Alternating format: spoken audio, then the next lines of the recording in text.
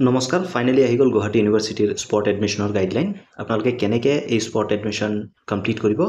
সেইটো এইটো ভিডিঅ'ত ক'ম বা আপোনালোকে কেনেকৈ আবেদন কৰিব ভেকেঞ্চি লিষ্ট কেনেকৈ পাব সবিশেষ এই ভিডিঅ'ত ডিছকাছ কৰা হ'ব ভিডিঅ'টো স্কিপ নকৰাকৈ চাব আৰু শেষলৈ চাব ভাল লাগিলে লাইক এটা কৰি দিব চেনেলত নতুন হ'লে ছাবস্ক্ৰাইব কৰি দিব লগতে বেল আইকনো দবাই দিব ইয়াত মই আপোনালোকক জাষ্ট কি পইণ্ট কেইটা ক'ম আপোনালোকৰ সময় নলওঁ এক নম্বৰ পইণ্টটোত আপোনালোকে চাব পাৰে বা ইয়াত ক্লিয়াৰলি কৈছে যে আপোনালোকৰ যি এডমিশ্যন হয় সেইটো অনলাইনৰ মাধ্যমত হ'ব আপোনালোকে ইউনিভাৰ্চিটিত আহিব নালাগে দুই নম্বৰ পইণ্টটোত কৈছে যে আপোনালোকৰ যি এডমিশ্যন হ'ব সেইটো ভেকেঞ্চি থকা সিটৰ এগেইনষ্টত হ'ব তো যদি ডিপাৰ্টমেণ্টত সিট খালী থাকে তেনে ক্ষেত্ৰতে আপোনালোকৰ এডমিশ্যন হ'ব আৰু ভেকেঞ্চি লিষ্টটো কেনেকৈ চাব সেইটো আপোনালোকক ক'ম তো ভিডিঅ'টোৰ লগত থাকক আপোনালোকক দেখুৱাইছোঁ যে কেনেকৈ আপোনালোকে ভেকেঞ্চি লিষ্টটো চাব তিনি নম্বৰ পইণ্টটোত কৈছে যে আপোনালোকৰ এটা গুগল ফৰ্ম ফিল আপ কৰিব লাগিব গুগল ফৰ্মটো আপোনালোকে কেনেকৈ ফিল আপ কৰিব সেইটোও দেখুৱাম সেই গুগল ফৰ্মটো আপোনালোকে 21 জুনৰ আগত অৰ্থাৎ আপোনালোকে এতিয়াৰ পৰা ফিল আপ কৰি থাকিব পাৰিব তো 21 জুনৰ ৰাতিপুৱা 11:45 লৈকে আপোনালোকে এই গুগল ফৰ্মটো ফিল আপ কৰিব পাৰিব এই গুগল ফৰ্মটো আপোনালোকে ফিল আপ কৰি দিলে আপোনালোকৰ যি ডেটা হয় সেইবিলাক লাইভ কেপচাৰ হৈ থাকিব আৰু ডিপাৰ্টমেণ্ট ৱাইজ আপোনালোকৰ যি মেৰিট লিষ্ট হয় সেইটো কিন্তু প্ৰিপেয়াৰ হ'ব তো গুগল ফৰ্মটো আপোনালোকে কেনেকৈ ফিল আপ কৰিব লাগিব ইয়াত লিংক এটা দেখা পাইছে ইয়াত আপোনালোকে ক্লিক কৰি দিব লাগিব আৰু লিংকটো যদি লাগে আমাৰ হোৱাটছএপ ছাপোৰ্ট টিমৰ লগত আপোনালোকে কথা পাতিব তো সিহঁতে আপোনালোকক এই লিংকটো প্ৰভাইড কৰি দিব তাৰপিছত আপোনালোকে এই লিংকটোত গৈ এই গুগল ফৰ্মটো ফিল আপ কৰিব লাগিব আগত আপোনালোকক এই কমপ্লিট নটিফিকেশ্যনটো দেখুৱাই দিওঁ তাৰপিছত আপোনালোকক দেখুৱাম যে গুগল ফৰ্ম আপোনালোকে কেনেকৈ ফিল আপ কৰিব আৰু ভেকেঞ্চি লিষ্টটো আপোনালোকে কেনেকৈ চাব তো 4 নম্বৰ পইণ্টটোত কৈছে যে আপোনালোকে ভেকেঞ্চি লিষ্টটো চাব পাৰিব আৰু এই ভেকেঞ্চি লিষ্টটো কেতিয়া পাব্লিছ হ'ব 20 জুন 2025 পৰা আপোনালোকে এই ভেকেঞ্চি লিষ্টটো চাব পাৰিব মানে আপোনালোকে অহা কাইলৈৰ পৰা এই ভেকেঞ্চি লিষ্টটো আপোনালোকে পাব তো লিংকটো লাইভ থাকিব আপোনালোকে ক্লিক কৰিলে সেই যি ভেকেঞ্চি লিষ্ট হয় সেইটো আপডেট হৈ থাকিব আপোনালোকে চাব পাৰিব তো 5 নম্বৰ পইণ্টটোত কৈছে যে কোনসকল ছাত্ৰ ছাত্ৰীক কনচিডাৰ কৰা হ'ব ইয়াত যিটো পইণ্ট দিছে যে যিসকল ছাত্ৰ ছাত্ৰীয়ে সমৰ্থ পৰ্টেলত এপ্লিকেশ্যন ছাবমিট কৰিছে আৰু সিহঁতে সিট পোৱা নাই ক'তো আৰু সিহঁতে আগতে কৰবা কলেজত বা কোনোবা এখন ইনষ্টিটিউটত এডমিশ্যন লোৱা নাই সিহঁতক কনচিডাৰ কৰা হ'ব আৰু ইয়াত কৈছে কি যে আপোনালোকে যদি 19 জুন তাৰিখে অৰ্থাৎ আজি আপোনালোকে যদি অনলাইন ছাবমিট কৰিছে সেইসকলে এই এডমিশ্যন পাব আৰু যিসকলে ছাবজেক্ট ৱাইজ যদি সিহঁতৰ স্পেচিফিক এলিজিবিলিটি ক্ৰাইটেৰিয়া আছে সেইসমূহ যদি সিহঁতে ফুলফিল কৰে তেনে ক্ষেত্ৰতহে আপোনালোকে এডমিশ্যনটো পাব 6 নম্বৰ পইণ্টটোত কৈছে যে আপোনালোকে যদি গুগল ফৰ্মটো ফিল আপ কৰি দিয়ে তাৰপিছত আপোনালোকৰ যি কনফাৰ্মেশ্যন হয় বা এডমিশ্যন অফাৰ হয় সেইটো আপোনালোকক ইমেইলৰ জৰিয়তে আপোনালোকক দিয়া হ'ব তাৰপিছত আপোনালোকে কি কৰিব লাগিব আপোনালোকে তাত এটা পে'মেণ্ট লিংক পাব আৰু সেই পে'মেণ্ট লিংকটো আপোনালোকে তাত ক্লিক কৰিলে আপোনালোকে যি পে'মেণ্ট হয় সেইটো দিব লাগিব আৰু সেই পে'মেণ্ট লিংকটো কিন্তু আপোনালোকে যোনদিনাখনেই আপোনালোকে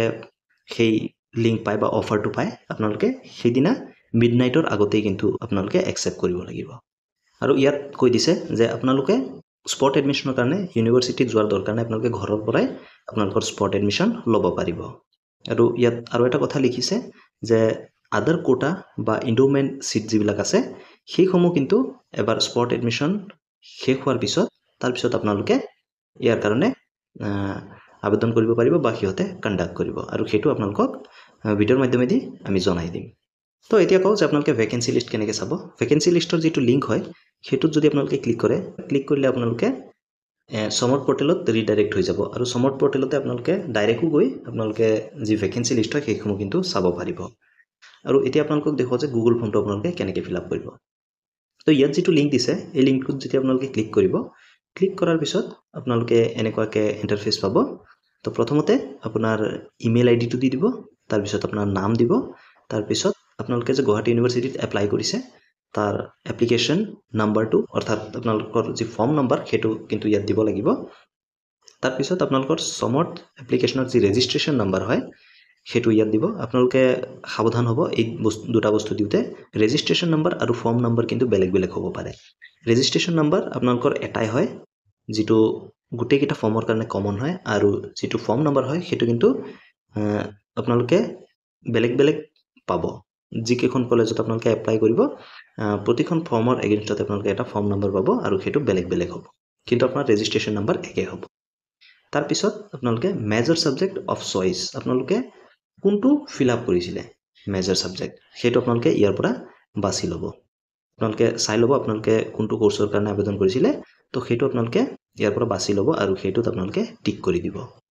তো এইটো টিক কৰি দিয়াৰ পিছত আপোনালোকে ইয়াত দিছে যে percentage scored in best 4 with English in HS or 12 equivalent আপোনালোকে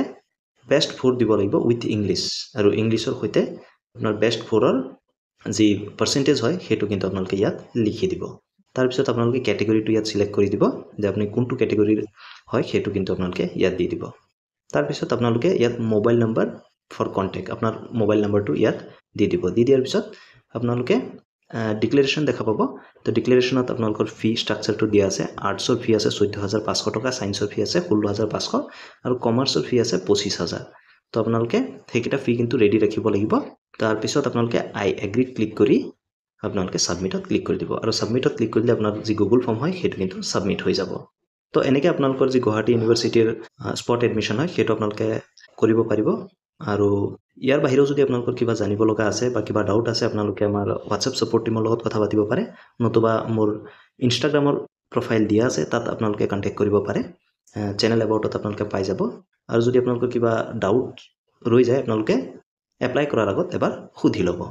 ভিডিঅ'টো যদি ভাল লাগিল লাইক এটা কৰি দিব চেনেলত নতুনলৈ ছাবস্ক্ৰাইব কৰি দিব লগতে বেল আইকনো দবাই দিব আৰু ভৱিষ্যতলৈ এনেকুৱা আপডেটসমূহ পাই থাকিবলৈ বা আপোনালোকৰ একাডেমিক ৰিলেটেড যিবিলাক প্ৰচেছ হয় সেইসমূহৰ আপডেটবিলাক পাই থাকিবলৈ এই চেনেলটো ছাবস্ক্ৰাইব কৰিবলৈ নাপাহৰিব আকৌ এবাৰ কৈছোঁ ভিডিঅ' শেষ কৰাৰ আগত আপোনালোকৰ সেই গুগল ফৰ্মৰ লিংকটো যদি লাগে আপোনালোকে আমাৰ হোৱাটছএপ ছাপোৰ্ট টিমৰ লগত কথা পাতিব পাৰে নতুবা আপোনালোকে ডাইৰেক্ট গুৱাহাটী ইউনিভাৰ্চিটিৰ অফিচিয়েল ৱেবছাইটত গৈ আপোনালোকে ক্লিক কৰি সেই নটিফিকেশ্যনটোতে লিংকটো দিয়া থাকিব আপোনালোকে তাত ক্লিক কৰিলে এই গুগল ফৰ্মটো ওলাই পৰিব আৰু আপোনালোকে সেই গুগল ফৰ্মটো ফিল আপ কৰি জমা দি দিব আপোনালোকে মনত ৰখাব আপোনালোকৰ ইমেইল আইডিত কিন্তু